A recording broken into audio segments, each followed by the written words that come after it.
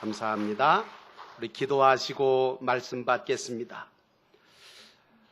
우리에게는 주님의 약속이 있고 또 내게 능력 주시는 자가 계시기에 내게 능력 주시는 자 안에서 내가 모든 것을 할 수 있다는 사도 바울의 고백처럼 오늘 저희들은 믿음으로 모든 것들을 감당하고 믿음으로 세상을 이기며 하나님께서 기뻐하시는 구원을 이루어갈 수 있는 천국 백성 다 되게 도와 주옵소서.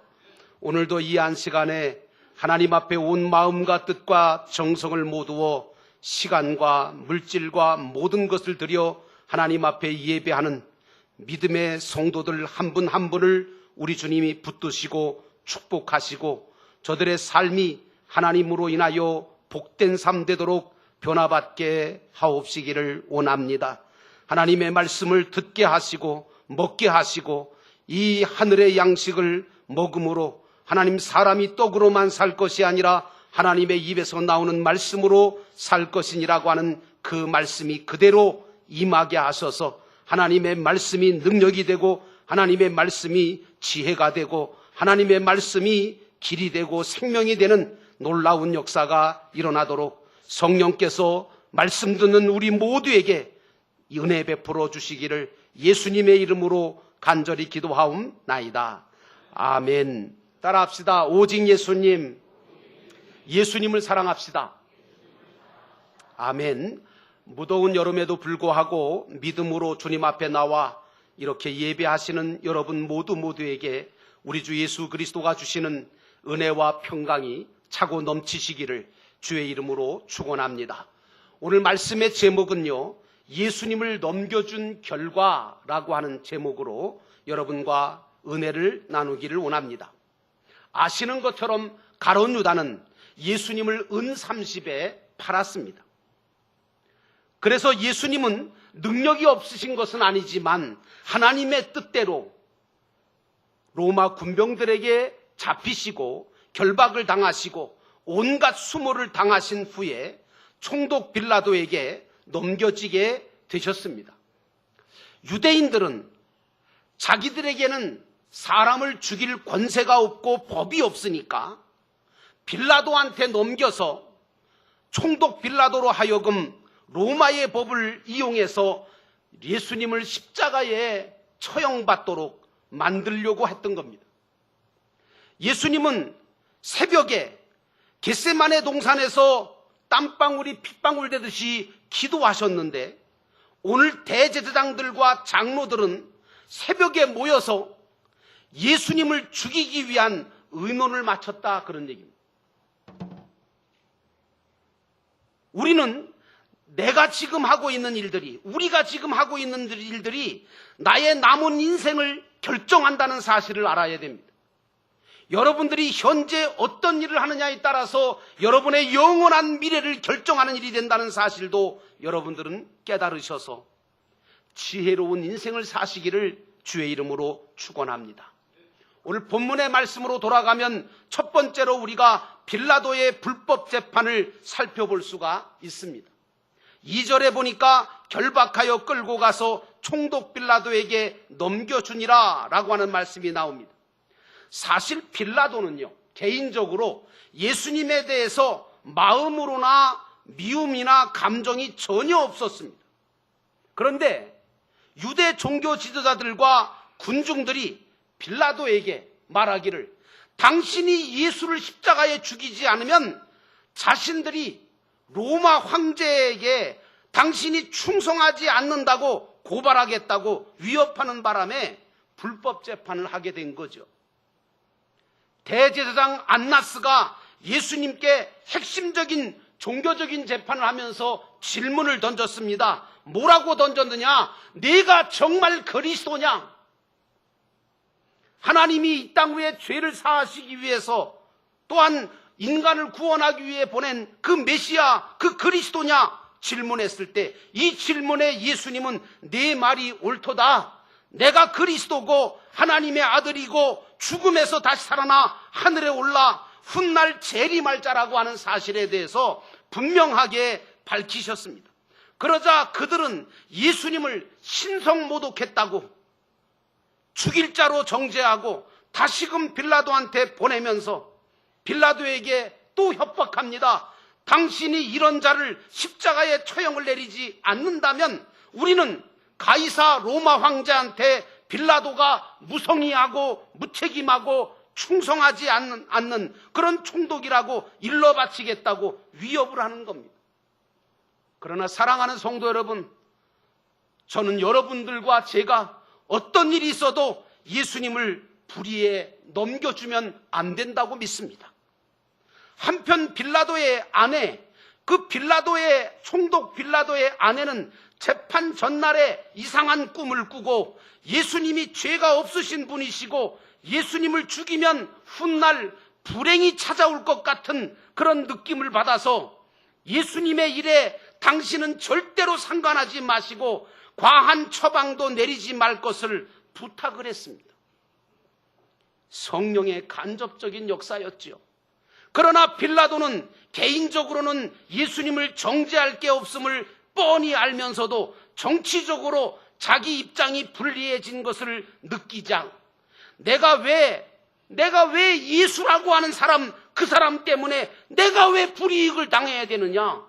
내가 왜 불리해지고 내가 왜 황제한테 미움을 살 필요가 뭐가 있느냐 하는 이 정치적인 이해관계가 앞장섰습니다. 만일 그때에 빌라도가 예수님에 대해서 올바른 신앙을 가지고 예수님을 살렸다면 엄청난 상급과 면류관을 축복을 대대로 얻을 수 있는 기회였는데 놓친 겁니다. 결국 예수님을 십자가에 처형하도록 하게 함으로 말미암아 오늘 빌라도는 큰 불행을 겪게 되었다는 사실을 우리가 알아야 합니다. 그러므로 사랑하는 성도 여러분, 나는 여러분들이 살아가면서 예수님을 넘겨주지 않기를 주의 이름으로 축원합니다. 성경에 없는 이야기지만 역사학자들의 이야기를 들어보면 이 빌라도라고 하는 총독은 사실 책도 많이 쓰고 시도 많이 쓰는 문인이고 시인이고 지식이 아주 풍부한 사람이었습니다. 그래서 유대인들까지도 아주 존경할 만한 대상자였어요. 그런데 그 예수님을 십자가에 못 박는 불법 재판을 한 후에 이 빌라도가 내발적인 고통이 너무 심해서 그 내발적인 고통을 잊어버리려고 해서 그런지 몰라도 사람이 변했어요. 그래서 폭정을 하기 시작하고 예수 믿는 사람들을 정말 악랄하게 잡아 죽이는 핍박을 하다가 결국은 로마 정부가 볼 때도 저 총독 빌라도 저놈 아무래도 잘못됐다.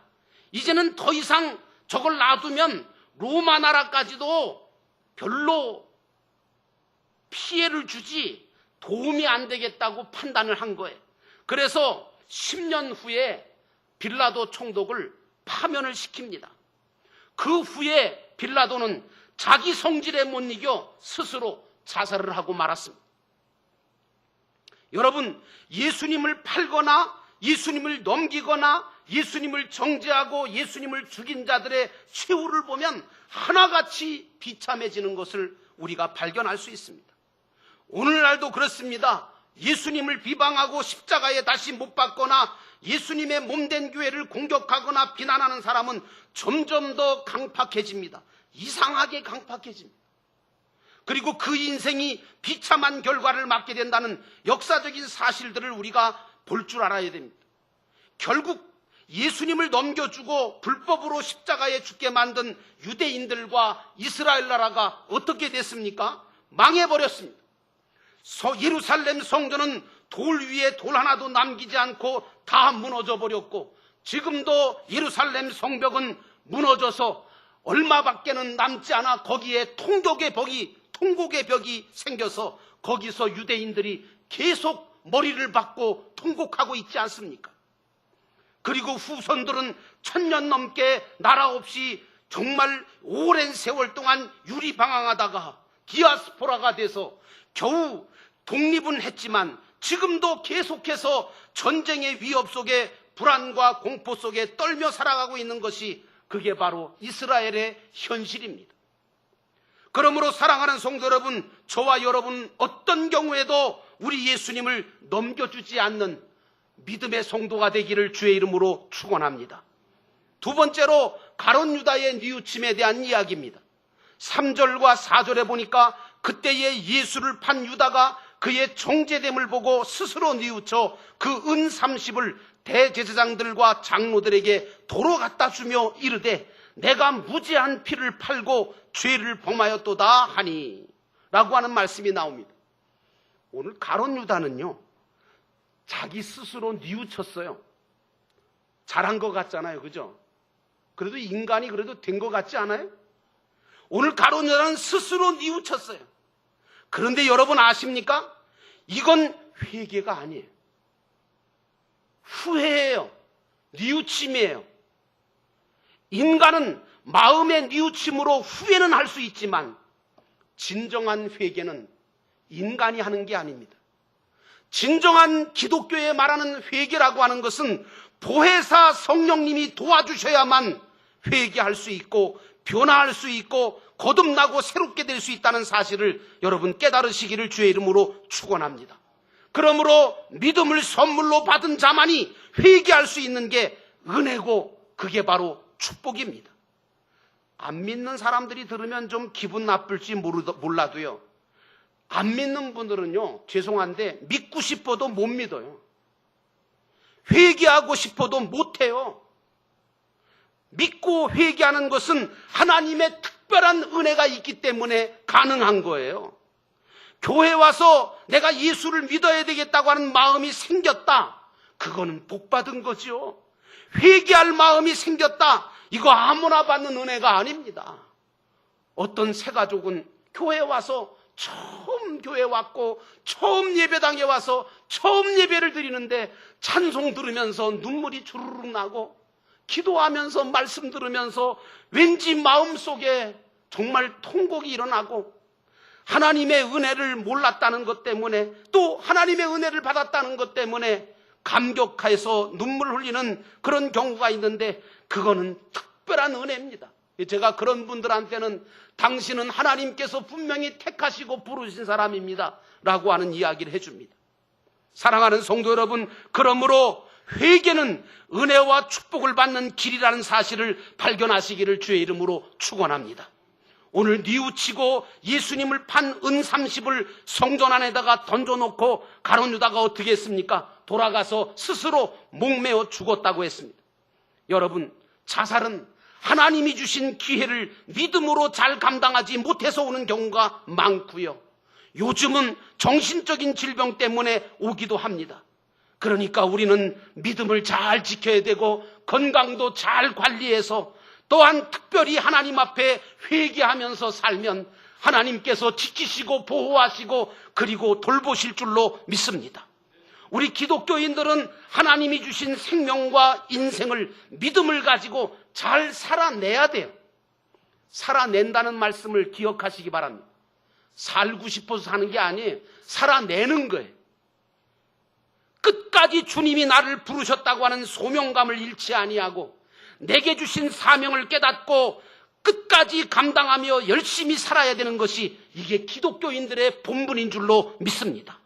무엇보다 주신 삶을 감사하며 사시기를 주의 이름으로 축원합니다.